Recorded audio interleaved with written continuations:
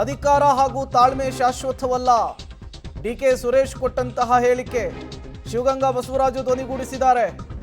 ತಾಳ್ಮೆಗೂ ಒಂದು ಮಿತಿ ಇದೆ ಅನ್ನೋದು ಸತ್ಯ.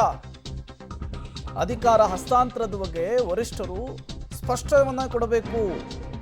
ಸಿಎಂ ಮುಂದಿನ ಅವಧಿಗೆ ಬಿಟ್ಕೊಡ್ತಾರಾ ಇಲ್ವಾ ಗೊತ್ತಿಲ್ಲ. ಚನ್ನಗಿರಿ ಶಾಸಕ ಡಿಕೆ ಶಿವಕುಮಾರ್ ಅವರ ಆಪ್ತ ಶಿವಗಂಗಾ ಬಸವರಾಜ್ ಅವರು ಕೊಟ್ಟಂತಹ ಹೇಳಿಕೆ ಇದು. ಶಿವಗಂಗಾ ಬಸವರಾಜ್ ಅವರು ಮೆಲ್ಟ್ ಆದಂತೆ ಕಾಣಿಸ್ತಿದ್ದಾರೆ. ಮೊದಲೆಲ್ಲ ಸದ್ಯದಲ್ಲಿಯೇ ಡಿಕೆ ಸಿಎಂ ಆಗ್ತಾರೆ ಅನ್ನುವಂತಹ ಮಾತುಗಳನ್ನು ಆಡ್ತಾ ಇದ್ರು. ಈಗ ತಮ್ಮ ವರಸೆಯನ್ನು ನಿಧಾನಕ್ಕೆ ಬದಲಿಸ್ತಾ ಇದ್ದಾರೆ. ಅವ್ರು ಕೆಲಸ ಮಾಡಿದರೆ ಕೂಲಿ ಕೇಳಿದ್ದೀವಿ, ನಮ್ಮ ಪಾತ್ರ ಮುಗೀತು. ಈಗ ಹಣೆ ಬರದಲ್ಲಿ ಬರೆದಿರೋದನ್ನ ಕಾಯ್ತಾ ಇದ್ದೀವಿ. ಹಣೆ ಬರದಲ್ಲಿ ಏನು ಬರೆದಿದೆ ದೇವ್ರಿಗೆ ಗೊತ್ತು, ಹಣೆ ಬರದಲ್ಲಿ ಒಳಗಿರೋರಿಗೆ ಗೊತ್ತು. ಆ ಸಂದರ್ಭ ಬರಲಿ ಅಂತ ನಾವು ಕಾಯ್ತಾ ಇದ್ದೀವಿ.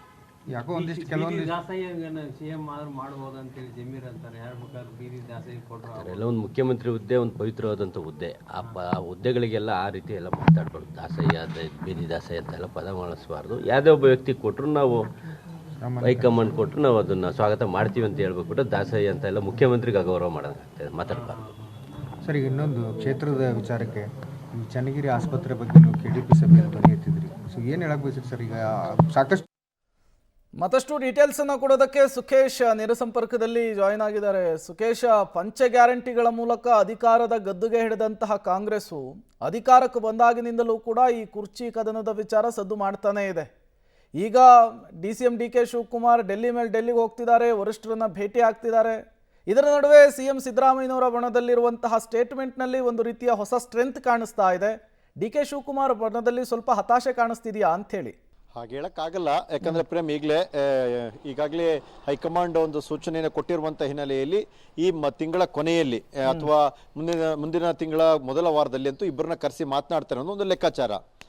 ನಿನ್ನೆ DK ಸುರೇಶ್ ಅವರ ಹೇಳಿಕೆ ಮೇಲೆ ಸಾಕಷ್ಟು ವಿಮರ್ಶೆಗಳು ನಡೀತಿದೆ. ಆದಷ್ಟು ಆದರೆ ರಾಜೇಂದ್ರ ಅವ್ರನ್ನ ಹೊರತುಪಡಿಸಿದ್ರೆ ಬಹುತೇಕ ಯಾರೋ ಬಹಿರಂಗವಾಗಿ ಅದೇ ರೀತಿಯಲ್ಲಿ ಇದುವರೆಗೂ ಮಾತನಾಡಿಲ್ಲ. ಆದರೆ DK ಶಿವಕುಮಾರ್ ಬಣದಲ್ಲಿ ಹಿಂದೆಲ್ಲ ಶಿವಗಂಗಾ ಬಸವರಾಜ್ ಅವರೆಲ್ಲ ಕೂಡ ಸಾಕಷ್ಟು ಮಾತನಾಡೋದಂತಾರಲ್ಲ, ಆನಂತರ ಹೈಕಮಾಂಡ್ ಸೂಚನೆಯ ಮೇರೆಗೆ ಸುಮ್ಮನಾಗಿಸಲಾಗಿತ್ತು.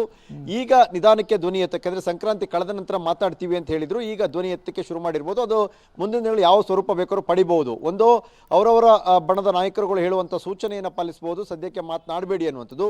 ಅಥವಾ ಅಧಿವೇಶನ ಆರಂಭವಾದಂಥ ಸಂದರ್ಭದಲ್ಲಿ ಶಾಸಕರುಗಳು ಸಚಿವರುಗಳ ಪ್ರತ್ಯೇಕ ಸಭೆಗಳು ಸೇರಿದಂತೆ ಯಾವುದೇ ಬೆಳವಣಿಗೆಗೆ ಬೇಕಾದ್ರೂ ಸಾಕ್ಷಿ ಆಗ್ಬೋದು. ಆದರೆ ತಕ್ಷಣಕ್ಕೆ ಹೀಗೆ ಅಂತ ಹೇಳಿಕ್ಕೆ ಸಾಧ್ಯ ಇಲ್ಲದೆ ಇದ್ರೂ ಕೂಡ ಒಂದು ರೀತಿಯ ಬೂದಿ ಮುಚ್ಚಿದ ಕೆಂಡದ ರೀತಿಯಲ್ಲಿ ಕಾಂಗ್ರೆಸ್ ಪಾಳೆಯ ಇದೆ.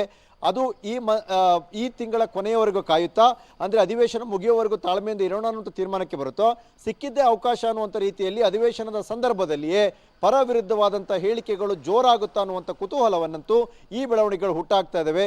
ಯಾರಿಂದ ಯಾವ ರೀತಿಯ ಪ್ರತಿಕ್ರಿಯೆಗಳು ಬರಬಹುದು ಈ ಸದನ ಅಥವಾ ಕಲಾಪ ನಡೆಯುವಂಥ ಸಂದರ್ಭದಲ್ಲಿ ಅನ್ನುವಂಥ ಕುತೂಹಲ ಕೂಡ ಇರೋದ್ರಿಂದ ನಾಳೆಯಿಂದ ಒಂದಷ್ಟು ಬೆಳವಣಿಗೆಗಳಿಗಂತೂ ಇದು ಸಾಕ್ಷಿಯಾಗುವಂಥ ಸಾಧ್ಯತೆಗಳು ಕಾಣಿಸ್ತಾ ಇದೆ. Prem, okay, thank you Sukhesh ತಮ್ಮೆಲ್ಲ ಮಾಹಿತಿಗಾಗಿ.